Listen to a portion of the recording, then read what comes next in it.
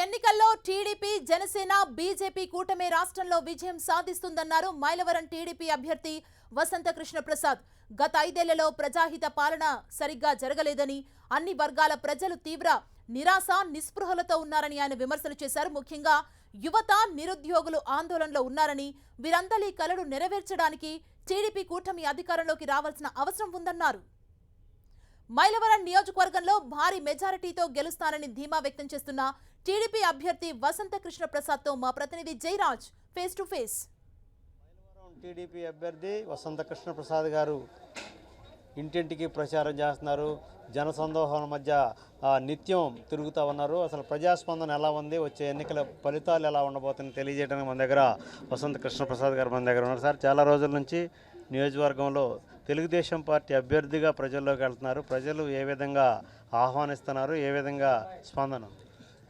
ప్రజాస్పందన చాలా బాగుందండి. ప్రభుత్వాన్ని గద్దెదించాలి, ఎన్డీఏ ప్రభుత్వాన్ని, తెలుగుదేశం ప్రభుత్వాన్ని అధికారంలోకి తీసుకురావాలని ఖచ్చితంగా నిర్ణయించుకున్నారు. గ్రామాల్లో మేము ఇక్కడికి ఈ ఊరు మధ్యాహ్నం 8 గంటలకు రావాలమ్మా, మీ దగ్గరికి 12 గంట మధ్యలో రావాలి. ఇక్కడికి వచ్చేటప్పుడు 4 అయింది. అన్ని గ్రామాల్లో అసలు వదిలిపెట్టకుండా తిప్పుతూ ఉన్నారు.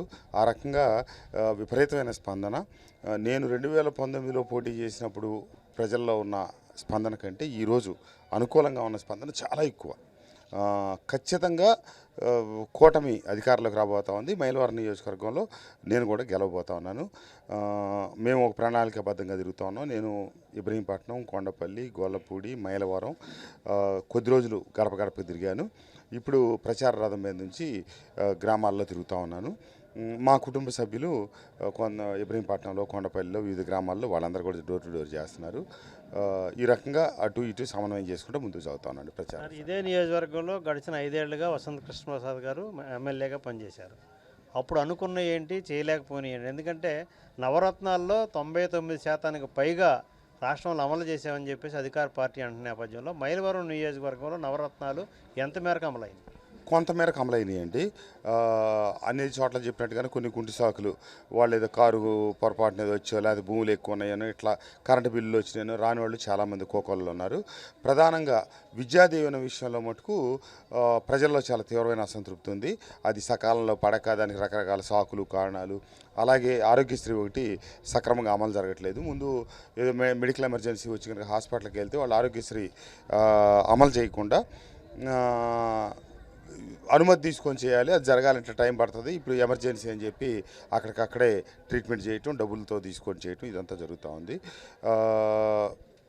నేను చేద్దాం అనుకున్న అభివృద్ధి కార్యక్రమాలు దాదాపుగా చేయలేదనే అనుకోవాలి. ఎందుకంటే చింతలపూడి ఎత్తిపోతల పథకం గత ప్రభుత్వం 2.5 సంవత్సరాల కాలంలో 4,100 కోట్లు ఖర్చు పెట్టి 90% దాదాపు పూర్తి చేసింది. ఇంకొక 700 కోట్లు ఖర్చు పెడితే అయిపోయి మా నందిగామ, మా మైలవరం, జగ్గయ్యపేట, తిరువూరు, నూజివీడు ఇత్యాది నియోజకవర్గాలన్నీ సస్యశ్యామలమైన 4 లక్షల పైచీలకి ఎకరాలకి శాశ్వతంగా సాగునీటి సమస్య పరిష్కారం అయ్యేది.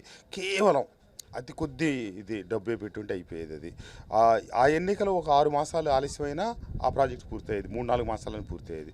3-4 మాసాల్లో పూర్తి కావాల్సింది 4,100 కోట్లు ఖర్చు పెట్టిన ప్రాజెక్ట్ని ప్రభుత్వం ఉద్దేశపూర్వకంగా నిర్లక్ష్యం చేసి మా ప్రాంతానికి తీవ్ర అన్యాయం చేసింది.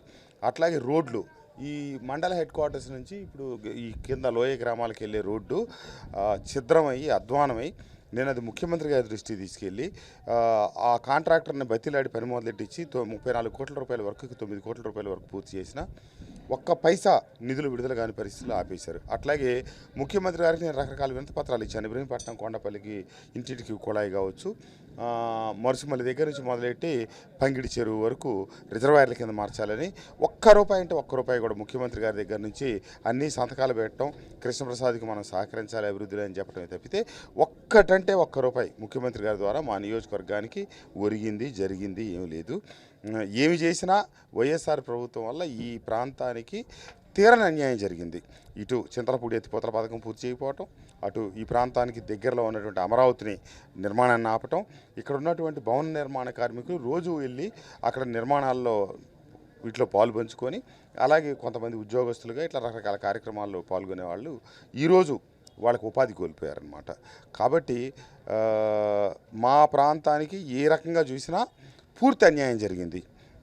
కాబట్టి ప్రజలు ఈ విషయంలో పూర్తి నిర్ణయం తీసుకొని ఉన్నారు ఈ ప్రభుత్వాన్ని సాగనంపడానికి. టీడీపీ అభ్యర్థిగా గత కొద్ది రోజులుగా మీరు ప్రజల్లో ఉన్నారు. ప్రజల నుంచి ఎలాంటి అవసరాలు, ఎలాంటి అంశాలు మీ దృష్టికి వస్తాం? ప్రధానంగా గ్రామాల్లోకి వచ్చేటప్పటికి డ్రైన్ల సమస్య, తాగునీటి సమస్య, కొన్ని చోట్ల సీసీ రోడ్ల సమస్య, ఇవేవి పట్టించుకోకుండా గ్రామ సచివాలయాలని చెప్పి వాటిని ముందు కట్టించడం, అట్లాగే ఆర్బీకేలను కట్టించడం, ఇవన్నీ ద్వారా ఉన్న నిధులను వాటికి వినియోగించారు తప్పితే ప్రధానంగా ప్రజలకు అవసరమైనటువంటి ఈ సమస్యల మీద దృష్టి పెట్టకపోవడం కొంత దురదృష్టకరం. అట్లాగే జల్ జీవన్ మిషన్ కింద కేంద్ర ప్రభుత్వం ఉదారంగా విస్తృతంగా ప్రజల్లోకి తీసుకొచ్చింది. దాని ద్వారా ఇంటింటికి కూడా ఇవ్వడానికి వాళ్ళు చాలా పెద్ద ఎత్తున పథకం పెట్టారు. కానీ రాష్ట్ర ప్రభుత్వం ఇవ్వాల్సిన కొద్దిపాటి గ్రాంట్ కాంట్రిబ్యూషన్ అమౌంట్ ఇవ్వనందువల్ల దాన్ని కూడా ఈ రాష్ట్రం వినియోగించుకోలేకపోతా ఉంది. ఈ మధ్య కేంద్ర మంత్రి గారు కూడా ఆ విషయం చెప్పారు. ఆంధ్రప్రదేశ్ రాష్ట్రం ఈ విషయంలో అన్నిటికంటే వెనకబడిపోయిందని. అది అన్ని రకాలుగా నిర్లక్ష్యం. ఇప్పుడు మా ప్రాంతం తాగునీటి సమస్యకి ఇబ్బంది పడుతూ ఉంది, సాగునీటి సమస్యకి ఇబ్బంది పడుతూ ఉంది. ఎందుకంటే విభజింపబడిన ఆంధ్రప్రదేశ్లో తెలంగాణ నుంచి మనకి కిందకి సాగర్ నీళ్ళు రావు అనే దాంతో ఒక ఆలోచనతోనే చంద్రబాబు నాయుడు గారు ఆ ప్రాజెక్టు మొదలెట్టారు. జగన్మోహన్ రెడ్డి గారు యథాలాపం, ఎందుకంటే ఒక్క అవకాశమైన అధికారంలోకి వచ్చిన తర్వాత వారిదంతా రివర్స్ పాలన అనేది ప్రజలకు అర్థమైంది, మా బోటాళ్ళకి కూడా పూర్తిగా అర్థమైంది. చంద్రబాబు నాయుడు గారు ఉచితంగా ఇసుకిస్తే జగన్మోహన్ రెడ్డి గారు దాన్ని ఆపాలి, డబ్బుకి ఇవ్వాలి. ఎప్పటి నుంచో ఉన్న ఆక్షన్ విధానం ద్వారా లిక్కర్ సిండికేటు నడుస్తూ ఉండే షాప్స్ వాటిని ఆపేసి ఆయన మద్యం షాపుల ద్వారా, అట్లాగే చింతలపూడి ఎత్తిపోతల పథకం చంద్రబాబు నాయుడు గారు మొదలెట్టారు కాబట్టి అది ఆపాలి. అమరావతి చంద్రబాబు నాయుడు గారు మొదలెట్టారు కాబట్టి ఇది ఆయన ఆపాలి. ఏదైనా చంద్రబాబు నాయుడు గారు కుడి చేతితో చేస్తే జగన్మోహన్ రెడ్డి గారు ఎడం చేతితో చేయటం, అందరూ ఎడం చేతితో చేసే పనులు జగన్మోహన్ రెడ్డి గారు కుడి చేతితో చేయటం, ఇది పరిపాటి అయిపోయింది. ఇప్పుడు నియోజకవర్గాన్ని ఏ విధంగా మీరు ముందుకు తీసుకెళ్ళబోతున్నారు? ఏ ఏ కార్యక్రమాలు, ఏ ఏ ప్రణాళికతో ఈ ఎన్నికల్లో ప్రజలకు హామీ ఇవ్వబోతున్నారు? ప్రధానంగా చింతలపూడి ఎత్తిపోతల పథకం, గ్రామాల్లో మౌలిక వసతులు సదుపాయాలు చేయటం, జీకొండూరు నుంచి గంగినేని వరకు రోడ్డు 34 కోట్లతో శాంక్షన్ అయ్యింది. ప్రభుత్వ నిర్లక్ష్యం వల్ల పూర్తిగాక ప్రజలు నానా అవసరం పడుతూ ఉన్నారు. ఆ రోడ్డు తక్షణం పూర్తి చేయించడం. చింతలపూడి ఎత్తిపోతల పథకం కూడా కేవలం 6 మాసాల్లో పూర్తయ్యే ప్రాజెక్టే. అది అంత ఖర్చు పెట్టి ఉంది. అంత డబ్బు ఖర్చు పెట్టి దాని వినియోగంలోకి తీసుకురాపోయినందువల్ల రైతాంగానికి మంచి జరగకపోగా రాష్ట్ర ప్రభుత్వానికి నష్టం జరుగుతూ ఉంది. కానీ అది ముఖ్యమంత్రి గారు గుర్తించకపోవటం శోచనీయం. అలాగే ఇబ్రహీంపట్నం, కొండపల్లి జంట గ్రామాలు మున్సిపాలిటీలో తీవ్రమైనటువంటి తాగునీటి సమస్య ఉంది. ఎప్పుడో దశాబ్దాల కాలం క్రితం పైప్ లైన్లు ఉండి అవి నిరుపయోగంగా ఉండి వాటిని సక్రమంగా వినియోగించలేని పరిస్థితి.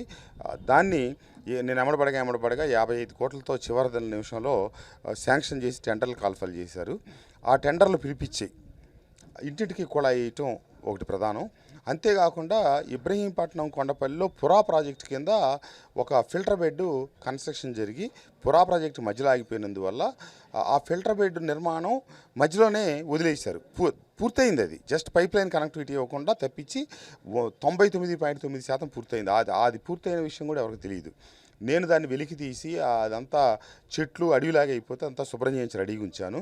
ప్రభుత్వం సహకరించి 4-5 కోట్లు కనుక డబ్బులు తక్షణం ఇవ్వగలిగితే ఇప్పుడున్న ఫిల్టర్ బెడ్ ద్వారానే ఇబ్రహీంపట్నం, కొండపల్లికి మైలవరం నియోజకవర్గంలో ఉన్నటువంటి గ్రామాలు దాదాపుగా విసన్నపేట వరకు ఒక్కదాని మీదే ఆధారపడి నీటి సరఫరా జరుగుతూ ఉంది. ఇప్పుడు ఆ కొండపల్లిలో ఏమైతే ఫిల్టర్ బెడ్ రెడీ అయిందో దాన్ని ఆల్టర్నేటివ్ లైన్స్ ఒకటేసి దాన్ని కనుక వినియోగంలోకి తీసుకొస్తే ఇబ్రహీంపట్నం, కొండపల్లి డెడికేటెడ్ ప్లాంట్ అది అవుతుంది. ఇప్పుడున్న ఎగ్జిస్టింగ్ ప్లాంట్ పెట్టి గ్రామాల మొత్తానికి పుష్కలంగా మంచినీటి ఇవ్వడానికి ఆస్కారం ఉంది. దీని మీద దృష్టి పెట్టి నేను కొంత దూరం దాని ప్రణాళికలను రెడీ చేశాను. కానీ ప్రభుత్వం యొక్క నిస్సహాయ పరిస్థితి వల్ల ప్రభుత్వం ఏ ఒక్కదానికి చాలా డ్రైన్లు పనులు చేయించాం, రోడ్లు పని చేయించాం. వాటి ఏటికి కాంట్రాక్టర్లకు 3-3.5 సంవత్సరాల పాటు డబ్బులు రాక ఆ కాంట్రాక్టర్లు అందరూ దివాళా తీసి వాళ్ళకి 3-3.5 సంవత్సరాల తర్వాత డబ్బు ఇస్తే వడ్డీలకి నష్టపోయిన పరిస్థితి అనమాట. కాబట్టి ఈ ప్రభుత్వంలో అభివృద్ధి అనేది పెద్ద సున్నా. మైలవరం నియోజకవర్గంలో తెలుగుదేశం పార్టీ అభ్యర్థిగా తక్షణం గెలుస్తానని చెప్పేసి వసంత కృష్ణ ప్రసాద్ పేర్కొన్నారు. అదేవిధంగా రాష్ట్రంలో టీడీపీ, బీజేపీ, జనసేన కూటమి అధికారంలోకి వస్తుందని చెప్పేసి టీడీపీ మైలవరం అభ్యర్థి వసంత కృష్ణ ప్రసాద్ పేర్కొన్నారు. కెమెరామెన్ సునీల్తో జయరాజ్, 10 టీవీ, మైలవరం.